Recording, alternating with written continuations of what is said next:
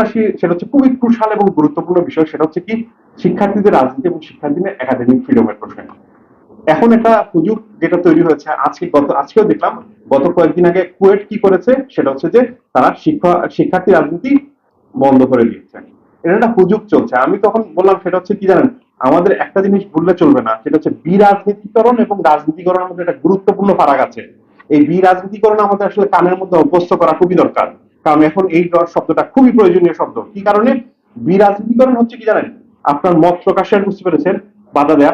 বিরাজনীতিকরণ হচ্ছে কি, সেটা হচ্ছে আপনার রাজনৈতিক সাথে মত প্রকাশে বাধা দেওয়া। বিরাজনীতিকরণ হচ্ছে কি, সেটা হচ্ছে যে আপনার সাথে রাজনৈতিকভাবে সংগঠিত হইতে বাধা দেওয়া।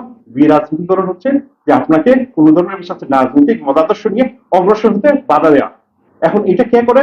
সেটা হচ্ছে স্বৈর শাসকরা করে, এবং পাশাপাশি কে করে? সেটা হচ্ছে উপনিবেশিক শাসকরাও একই কাজ করেছে। এখন আমাদের চলে প্রয়োজনটা কি? খুবই স্বাভাবিকভাবে একটা প্রশ্ন আসতে পারে। আমাদের প্রথম প্রয়োজন হচ্ছে কি জানেন, এই বিরাজনীতিকরণের বিরুদ্ধে দাঁড়ানো। এই বিরাজনীতিকরণ হচ্ছে কি জানেন, বিশ্ববিদ্যালয়গুলোতে আপনি দেখবেন বাংলাদেশের জন্মের পর থেকে বিভিন্ন ধরনের সরকারি ছাত্র সংগঠনগুলো কি করে, একজন সন্ত্রাসী কর্মকাণ্ডের মাধ্যমে এখানে অন্য কোনো ধরনের রাজনৈতিক মত প্রকাশের স্পেসই রাখে না।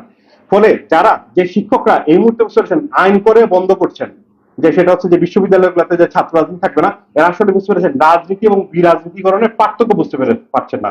তাহলে আমাদের আসলে কোন দিকে অগ্রসর হওয়া উচিত? সেটা হচ্ছে যে আমাদের পুনঃ রাজনীতিকরণের দিকে অগ্রসর হওয়া উচিত। এই বলে কি আমার আলোচনাটা শেষ করছি। ধন্যবাদ।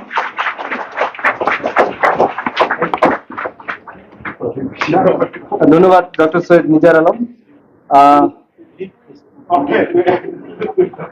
চমৎকার আলোচনা।